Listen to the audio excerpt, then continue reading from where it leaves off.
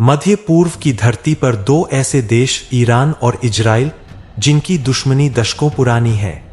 यह सिर्फ जमीन या सरहद की लड़ाई नहीं, बल्कि विचारधाराओं, धर्म, राजनीति और शक्ति प्रदर्शन की जंग है।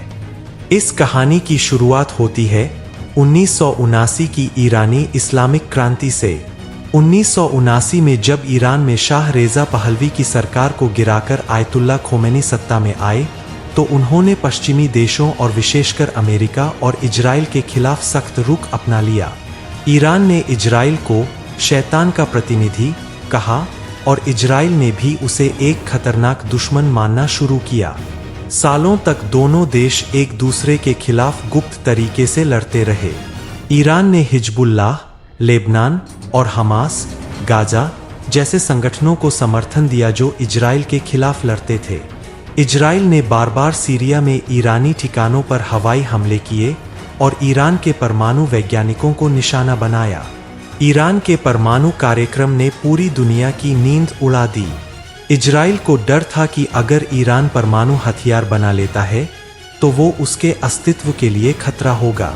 इजराइल ने कई बार कहा, हम ईरान को परमाणु शक्ति नहीं बनने देंगे। इस बीच अमेरिका और अन्य देशों के साथ ईरान का न्यूक्लियर डील 2015 हुआ, लेकिन इजराइल इससे खुश नहीं था। दोनों देशों ने सीधी जंग से बचते हुए एक साइबर युद्ध शुरू किया।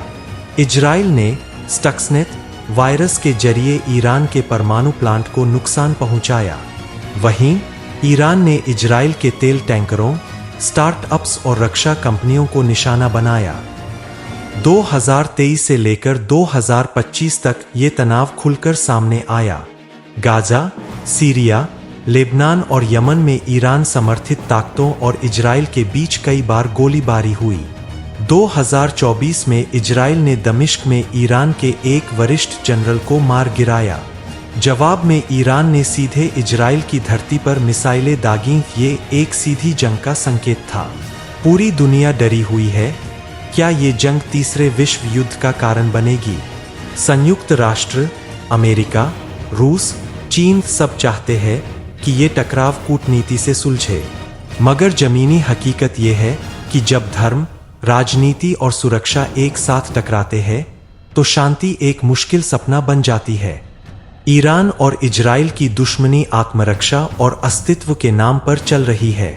जहां एक तरफ इजराइल को डर है कि ईरान उसे मिटा देगा, वहीं ईरान मानता है कि इजराइल एक जायोनी ताकत है जो मुस्लिम देशों को दबा रही है। ये लड़ाई सीमा की नहीं, सोच की है, और जब तक सोच नहीं बदलेगी तब तक ये दीवारें बनी रहेंगी।